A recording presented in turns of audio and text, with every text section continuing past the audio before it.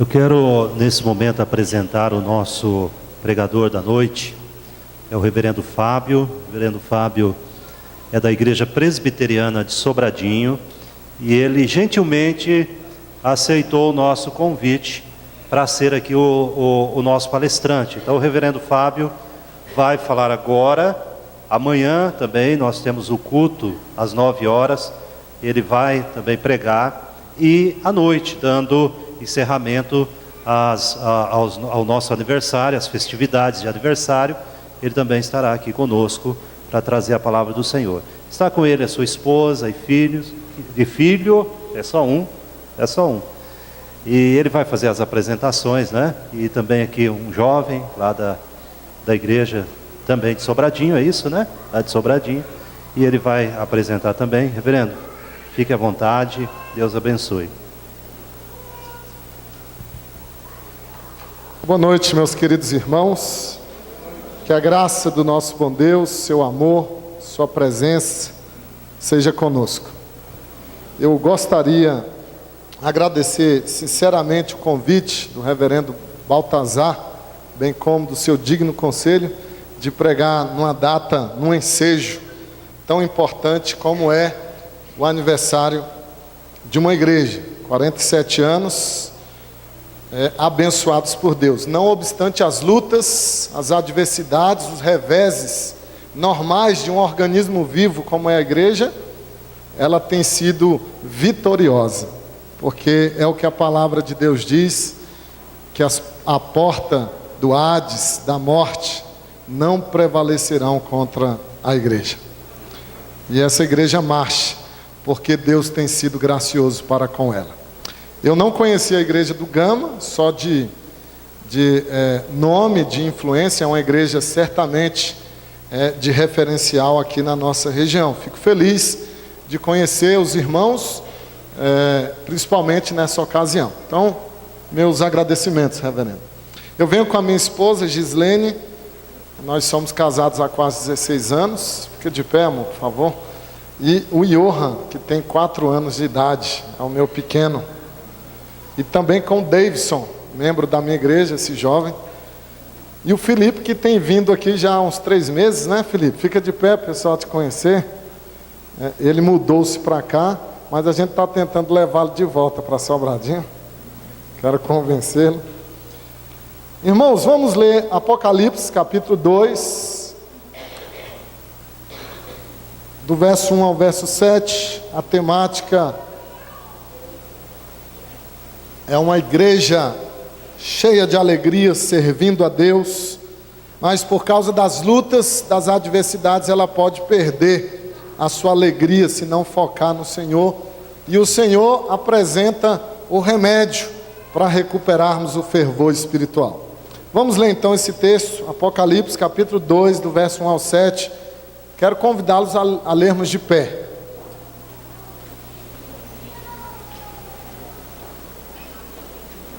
Como está projetado, façamos uma leitura alternada. Apocalipse 2, de 1 a 7. Ao anjo da igreja em Éfeso escreve: estas coisas diz aquele que conserva na mão direita as 7 estrelas e que anda no meio dos 7 candeeiros de ouro.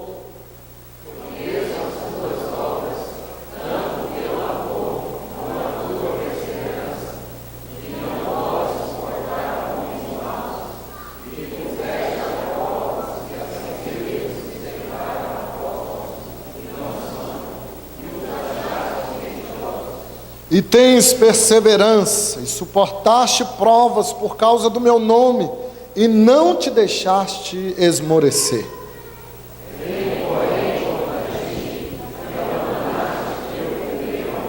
Lembra-te, pois, de onde caíste. Arrepende-te e volta à prática das primeiras obras. E, se não, venho a ti e moverei do seu lugar o teu candeeiro, caso não te arrependas.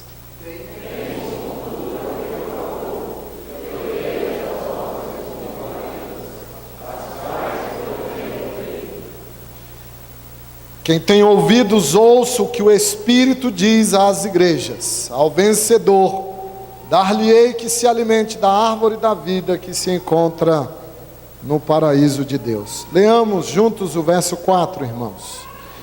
Tenho, porém, contra ti que abandonaste o teu primeiro amor. Vamos orar. Ó Senhor, fala conosco esta noite. Abençoa-nos por meio da tua palavra, ao trazer-nos por meio dela Cristo Jesus. Que Jesus venha a nós hoje, pela palavra do Senhor. Em nome de Cristo, assim pedimos. Amém. Tome assento, irmãos.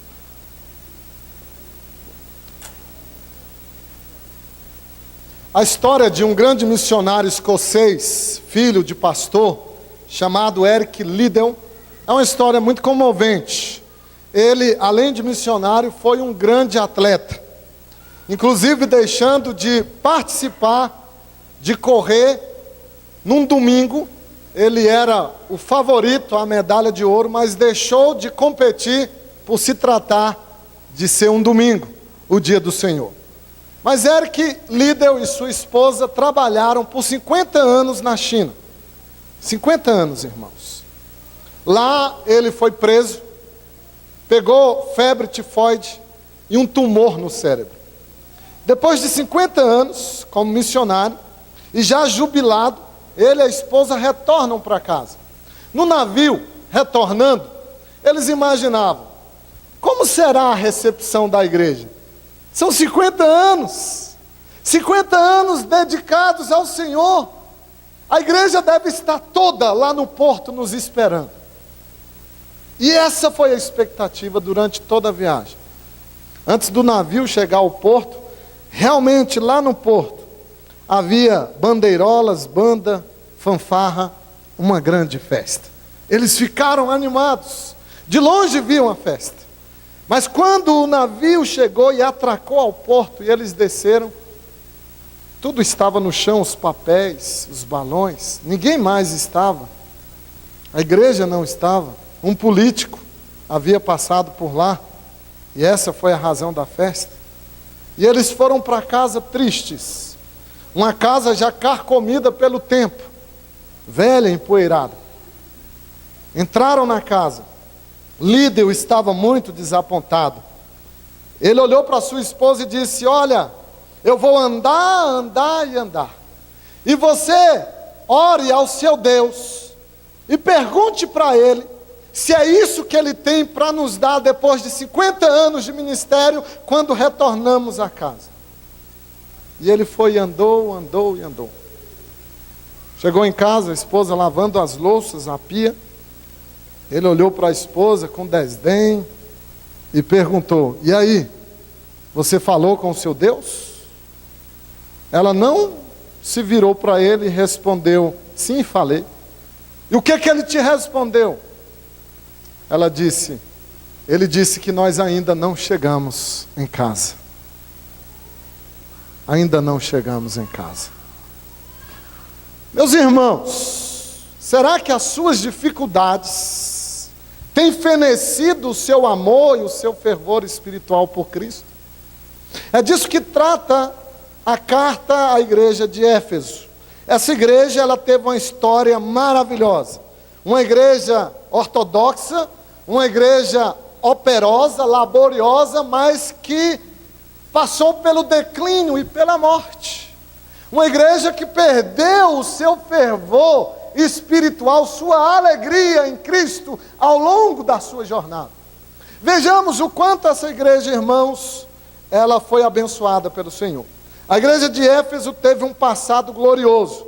A cidade de Éfeso era uma das mais importantes do primeiro século, uma cidade grande, com 200 mil habitantes, um porto principal. Era chamada a luz da Ásia, dada a sua importância comercial, cultural. O apóstolo Paulo fora o fundador desta igreja, e ele passou mais tempo nesta igreja do que em qualquer outra. Paulo passou 3 anos na igreja de Éfeso, quando o seu costume era passar 3, 4 meses ao fundar uma igreja. Mas aqui ele ficou 3 anos nessa igreja. O grande pregador Apolo fora discipulado na igreja de Éfeso. Essa igreja foi missionária, plantou as demais igrejas da Ásia, e segundo alguns, estudiosos, ela chegou a plantar 13 igrejas. Se você ler o capítulo 19 de Atos, a partir do verso 23, você perceberá o impacto dessa igreja na cidade de Éfeso, uma cidade idólatra, uma cidade sincretista, uma cidade cheia de misticismo religioso, mas essa igreja, ela não passou despercebida. Além do seu passado glorioso, nós vemos que a igreja de Éfeso teve pastores de excelência. O fundador foi o apóstolo Paulo, Timóteo foi pastor dessa igreja, e João, o apóstolo do amor, findou seus dias como pastor dessa igreja. Então nós temos aqui grandes luminares da fé, grandes pastores, Timóteo, Paulo, João, o pregador Apolo, mas ainda assim, com um passado glorioso, com pastores de excelência, essa igreja esfriou o seu amor por Cristo. Essa igreja provou um grande avivamento. Atos 19 nos mostra sinais de avivamento. A palavra foi pregada em toda a cidade, as pessoas, elas denunciavam seus próprios pecados publicamente, queimavam os seus livros de magia em praça pública. Então essa igreja, mesmo provando um avivamento espiritual, ela definha na sua alegria, no seu fervor e no seu amor por Cristo. Já era a segunda geração de crentes, quando Jesus escreve essa carta à igreja de Éfeso. E essa segunda geração já havia esfriado o seu amor por Jesus. Por isso, eu chamo especialmente sua atenção ao verso 4, que nós lemos por 2 vezes. Esse verso, irmãos, ele é assustador, porque ele nos pinta um quadro de Jesus com o qual nós não estamos acostumados. E eu quero lê-lo novamente. O verso 4 diz: tenho, porém, contra ti que abandonaste o teu primeiro amor. Irmãos, não estamos acostumados com Jesus sendo opositor à sua própria igreja. Tenho, porém, contra ti. E o termo grego contra aqui não é qualquer oposição, é uma oposição antagonista, é uma oposição ferrenha, é uma oposição poderosa. O doce Redentor, o Senhor Jesus, se apresenta a essa igreja fria, apática, como seu opositor. Mas não somente aqui, irmãos, já lá em Lucas, capítulo 2, 23, na profecia de Simeão, ao apresentar Jesus no templo, ele já havia dito algo mais ou menos, como isso que Jesus diz aqui na carta de Éfeso. Lucas 2,34, Simeão abençoou e disse a Maria, mãe do menino: eis que este menino está destinado tanto para a ruína. A palavra ruína aqui grega significa um tronco de uma árvore que apodreceu e caiu. Para a ruína, como para levantamento de muitos em Israel e para ser alvo de contradição. A mesma palavra de Apocalipse, declarar-se contra alguém. Jesus, irmãos, se apresenta como opositor desta igreja fria, sem alegria, dessa igreja sem fervor espiritual, mas ele não a deixa sem esperança. Aqui nesse texto nós vemos Jesus apresentando o caminho para essa igreja restaurar a sua alegria, o seu fervor. E esse caminho começa com a sua oposição. E eu gostaria então de falar sobre isso. A oposição de Cristo. A oposição de Cristo. Em primeiro lugar, esse texto nos ensina que a oposição de Cristo é razoável. A oposição de Cristo é razoável. Verso 4, nós já lemos e vamos ler de novo. Tenho, porém, contra ti que abandonaste o teu primeiro amor. É razoável que Jesus esteja antagônico à sua igreja, porque ela perdeu o seu primeiro amor. Essa igreja doutrinariamente estava bem. Jesus destaca isso na carta. Era uma igreja ortodoxa. Era uma igreja que combatia os hereges. Aqui é mencionado os nicolaítas, seguidores provavelmente de um diácono apóstata chamado Nicolau, que ensinava heresias no seio da igreja. Eles combateram os falsos apóstolos. Essa igreja, irmãos, ela doutrinariamente estava bem, mas o texto está nos dizendo que o seu amor era decadente. Tinha um amor decadente essa igreja. Tinha um amor que estava frio. Tinha um amor que estava cambaleando por Cristo.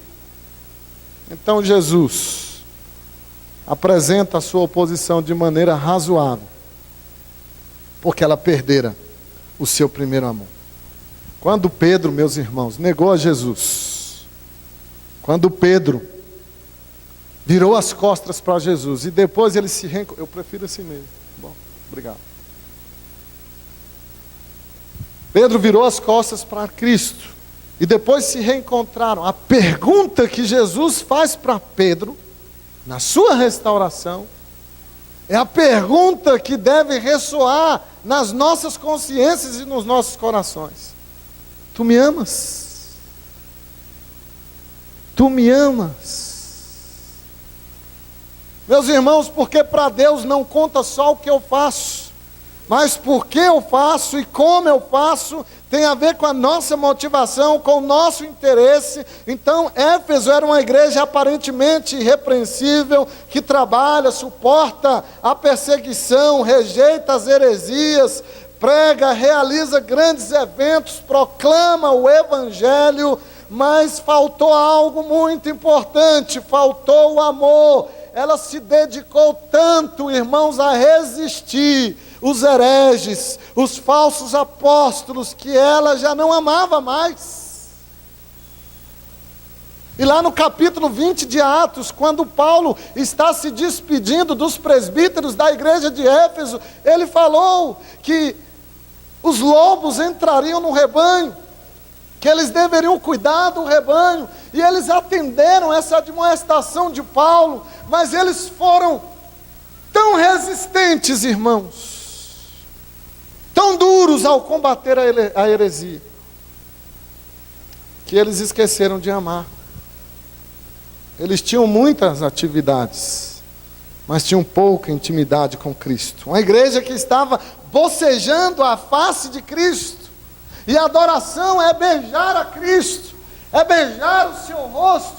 Então é uma igreja operosa, mas que tem frieza espiritual, que passou pela amnésia do amor. E é por isso que o apóstolo Paulo, lá na carta aos Efésios, ele fala demasiadamente do amor, pelo menos 20 ocorrências da palavra amor na carta de Paulo aos Efésios. Essa igreja esqueceu de amar, mas não amar uns aos outros, o próximo, amar a Jesus. Seu amor feneceu. Nós podemos fazer as coisas para Deus, nós podemos ser fiéis contribuintes na casa de Deus, nós podemos cantar, pregar, nós podemos evangelizar, e tudo isso sem amor por Cristo, sem fervor espiritual, sem consagração. Então, irmãos, Jesus está se opondo a essa igreja justamente porque Ele não quer somente uma igreja que represente o que cante, que represente o que prega, mas Ele quer a sua noiva de volta, apaixonada, entregue, fervorosa, preparada para Ele. Imagine você, se o seu cônjuge lhe diz: olha, eu não te amo mais, mas não se preocupe, tudo vai permanecer como sempre foi. Eu vou cuidar das crianças, eu vou cuidar da casa, eu vou cuidar das suas roupas, eu vou dormir com você. Vai ficar bem? Óbvio que não. É o que Jesus está dizendo dessa igreja, meus queridos irmãos. Ele quer relacionamento e não representação. Deixar o primeiro amor é um pecado capital. Por isso que Jesus, ele se opõe a essa igreja. Se opõe a essa igreja. Como está a sua lua de mel espiritual? Já terminou? Como está o seu fervor por Cristo? Será que você boceja diante de Cristo no culto solene? Será que o seu coração está totalmente entregue ao Senhor? Não basta, irmãos, odiarmos o erro e combatermos o mal. É preciso nós amarmos ao Senhor também. Ele tem interesse num relacionamento íntimo conosco, e não somente que trabalhemos para Ele, que trabalhemos para o Senhor. Uma igreja fria não pode representar Cristo no mundo. Não pode. Uma igreja apática não pode representar Cristo. Nós não podemos nos atrever a sermos frios, apáticos. Não podemos, irmãos.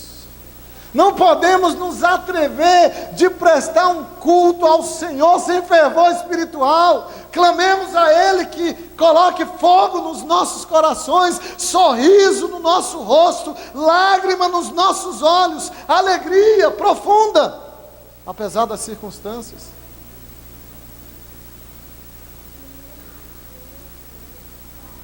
Porque às vezes a igreja parece lúgubre, o culto parece um funeral. A esta igreja Jesus diz: eu tenho contra ti. Está bem que fez um bom trabalho, está bem que combateu as heresias, está bem que perseverou, que foi uma colmeia industriosa ao fazer um ministério, mas e o amor? E o fervor? Você é um diácono. Obrigado, meu irmão.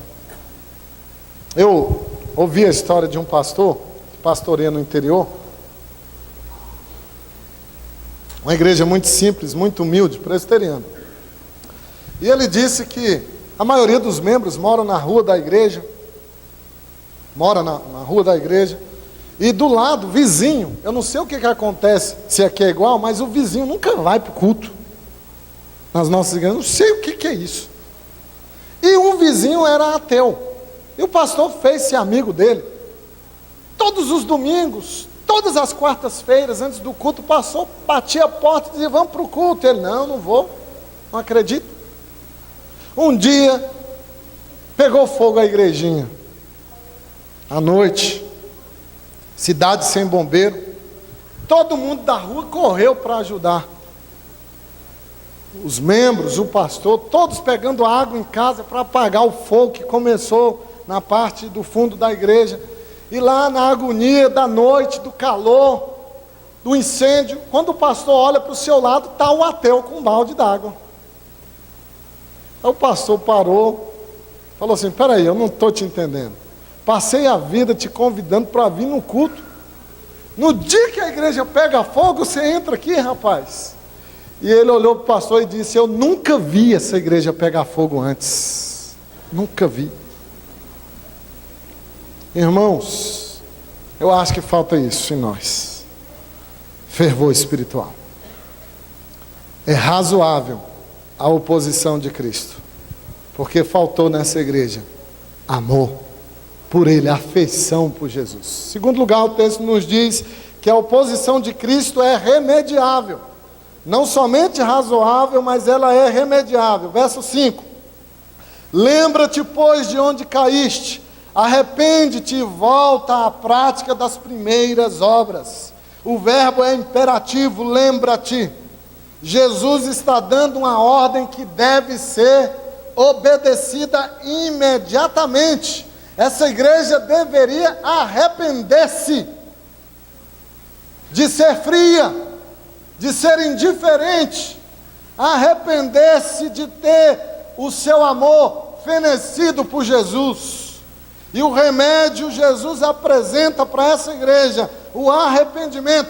Vejam que Jesus, meus irmãos, Ele está pleiteando com essa igreja.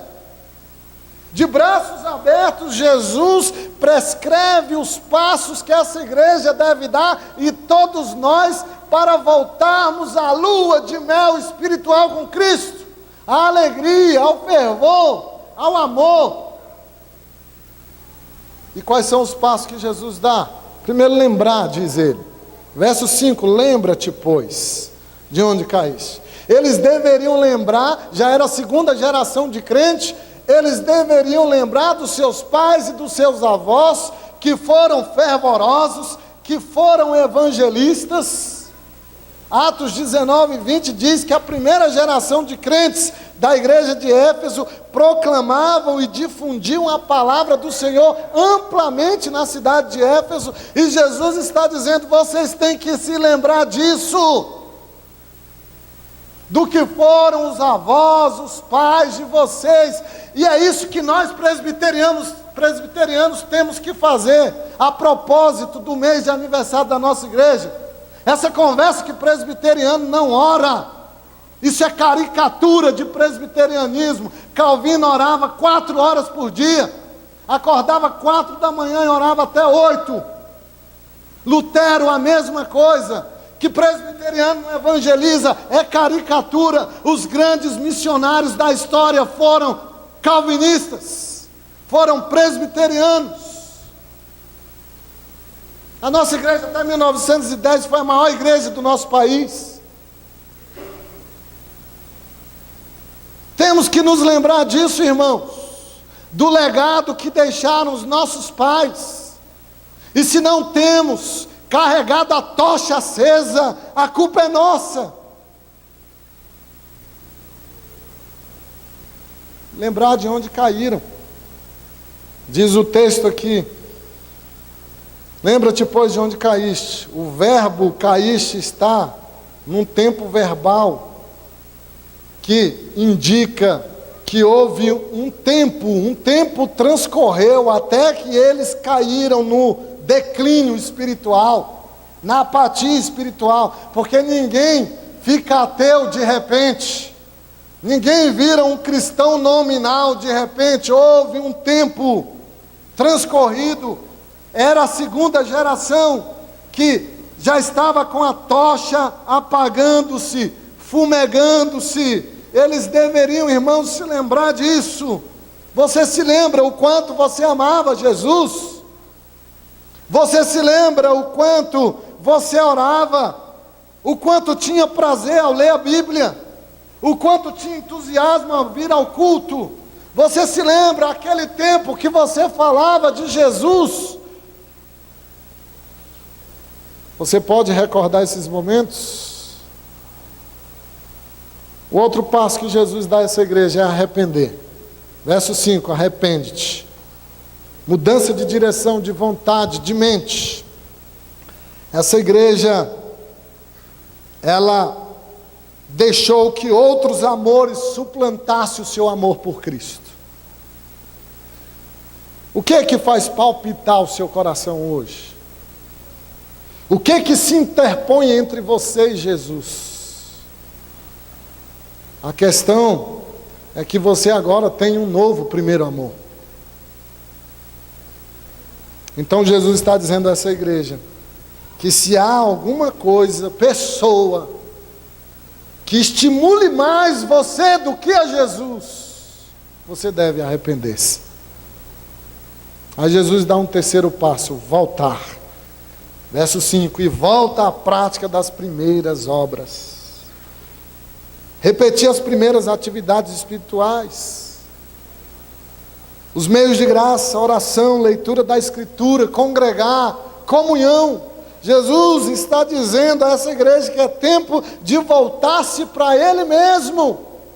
Essa igreja se afastou de Cristo e agora está fria, e Jesus está dizendo que ela deve voltar para Ele mesmo.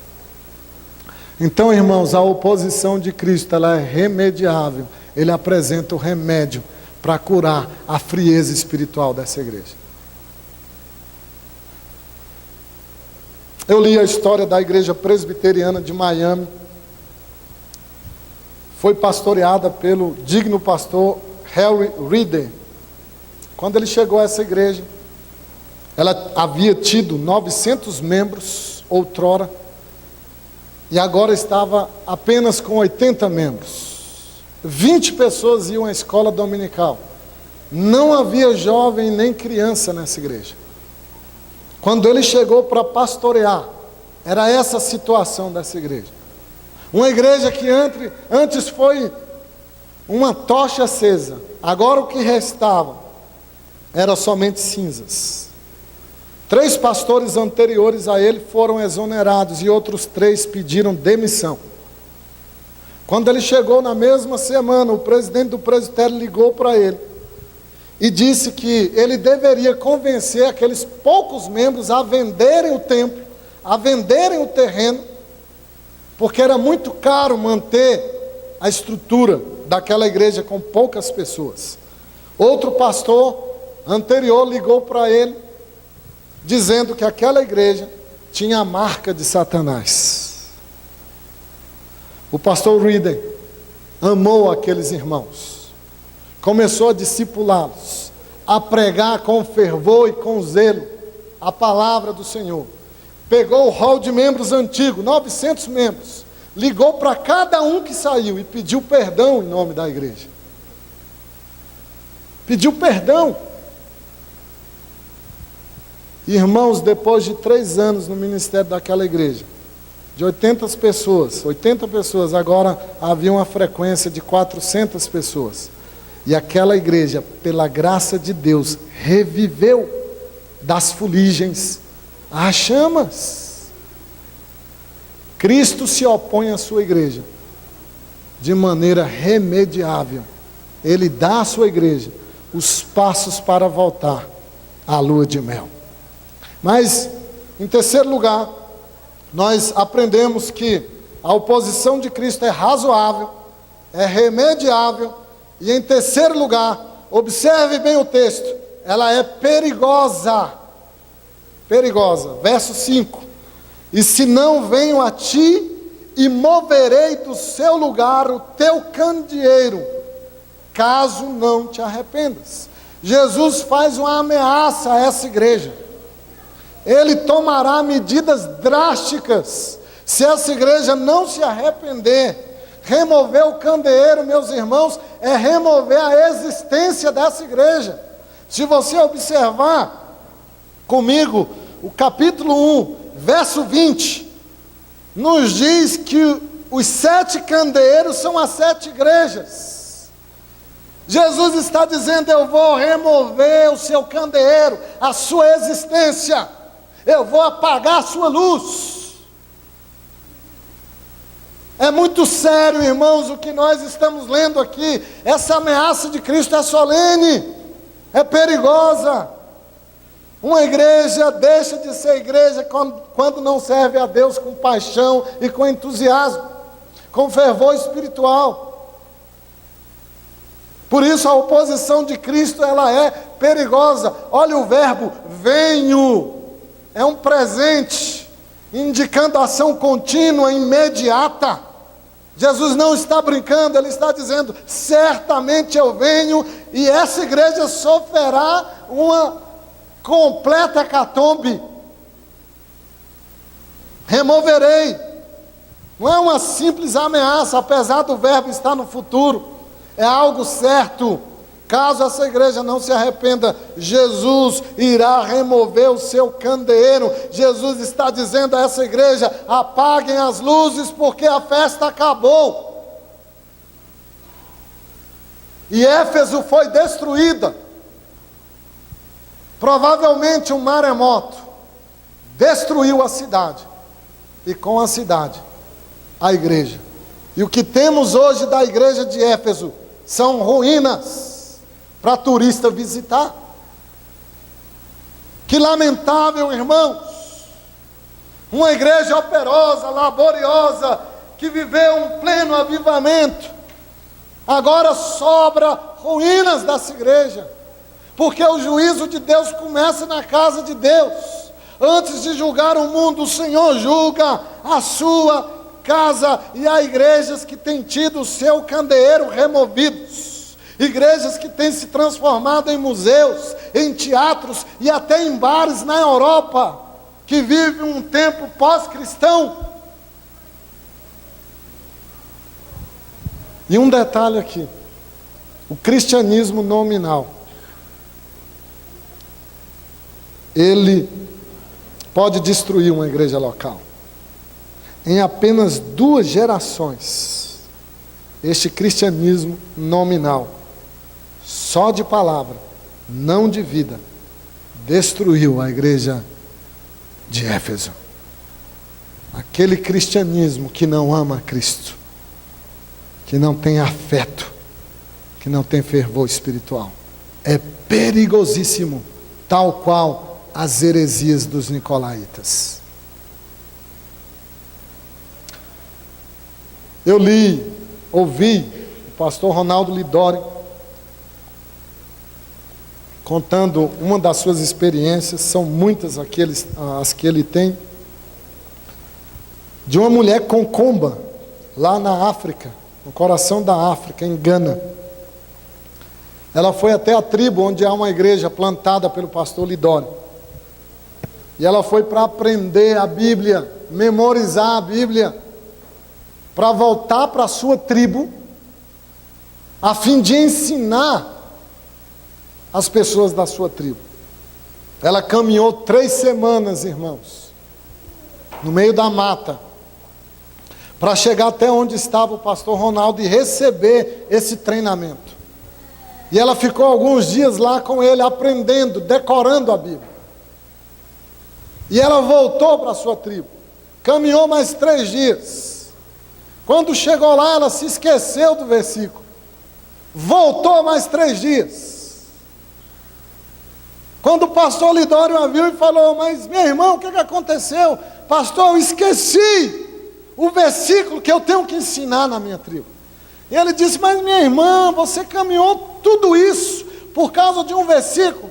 E ela disse: pastor, a palavra de Deus é muito importante para se perder no meio do caminho. Decorou de novo, caminhou mais 3 dias. E hoje tem uma igreja lá nessa tribo. Amor por Jesus. Se você leva a palavra de Deus a sério, escute essa ameaça de Cristo. Ela é perigosa. A oposição de Cristo a uma igreja fria, indiferente, é perigosa. Você ama Cristo, meu irmão? Não é um clichê essa pergunta. É feita para mim e para você. Tu me amas? Pensa um pouquinho. Não seja rápido para responder. Você ama Cristo? Por que você está aqui? Quais são as motivações do seu coração? Uma escritora americana, ela fez uma paródia, não está na Bíblia, mas é uma paródia muito interessante a respeito de Pedro. Para quem Jesus perguntou: tu me amas? Diz que Jesus e os apóstolos estavam andando, e de repente Jesus disse: peguem pedras. E os apóstolos foram pegando pedras, e Pedro, esperto, pegou algumas pedrinhas e pôs no bolso, alguns umas pedras grandes, e caminharam. Meio-dia, Jesus pediu as pedras. Onde estão as pedras? E todos apresentaram, inclusive Pedro, as suas pedrinhas. Jesus transformou as pedras em pão, para eles almoçarem. E Pedro ficou indignado, porque ele tinha pegado pedras pequenas. E eles almoçaram. Depois do almoço, caminhando um pouco mais, Jesus disse: peguem pedras. E Pedro pegou uma rocha enorme, quase que não aguentava de tão pesada que era.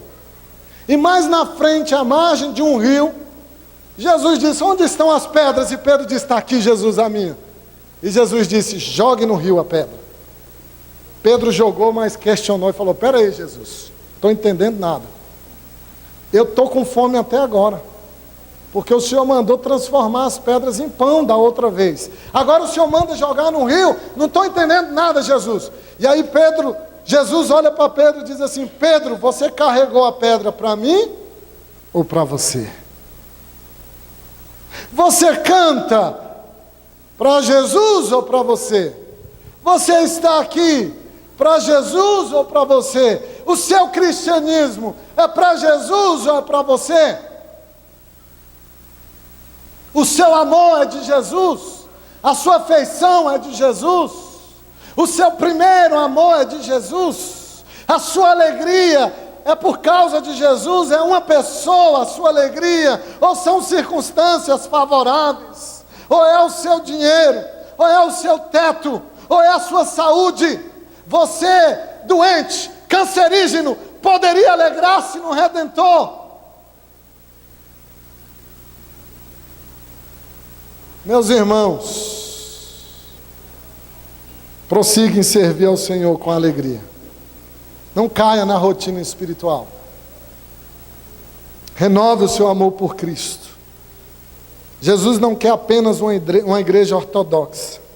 Ele não quer apenas que você creia corretamente, mas que você viva corretamente.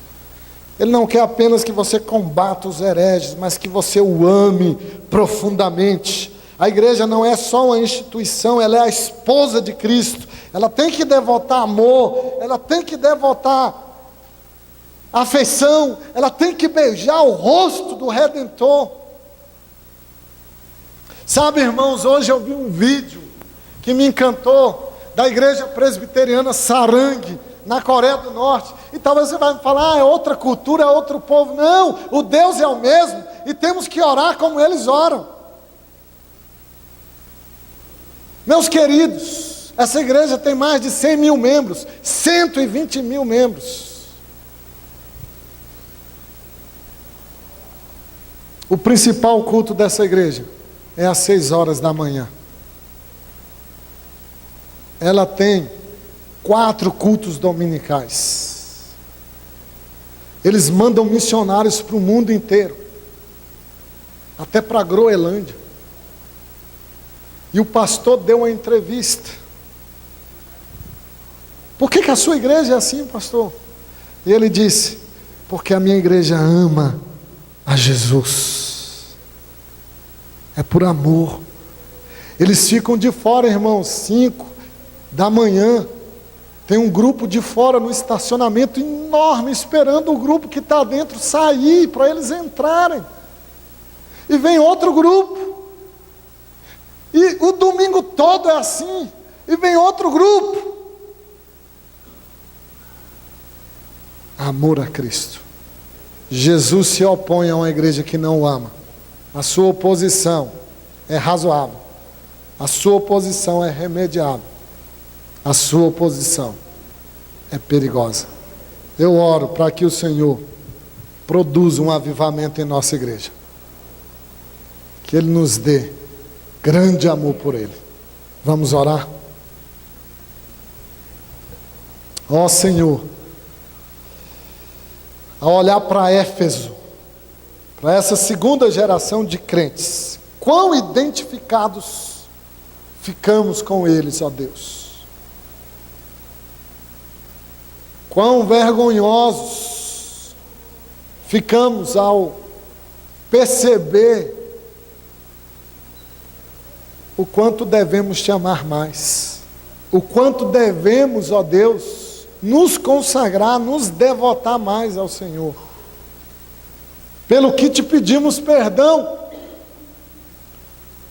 e pedimos, ó Senhor, que essas fuligens do nosso coração se transformem em chamas de amor por Ti, que o Senhor nos faça uma igreja fervorosa, uma igreja entusiasmada, e que este fervor espiritual, essa alegria, ó Deus, no Senhor, ela contagie, e outras pessoas de fora desse aprisco sejam atraídas ao Senhor, pela maneira como cantamos, pela maneira como oramos, pela maneira como pregamos, pelo fervor que há em nós, ó Deus, que vidas sejam alcançadas e encontrem este amor também, porque o teu amor, Senhor, tão intenso, tão profundo, um amor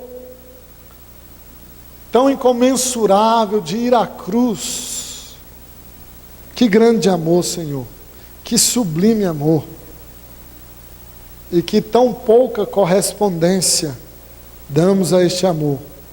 Dá-nos, Senhor, da tua graça, nos perdoe como igreja, nos perdoe individualmente, e nos dê amor pelo Senhor, alegria.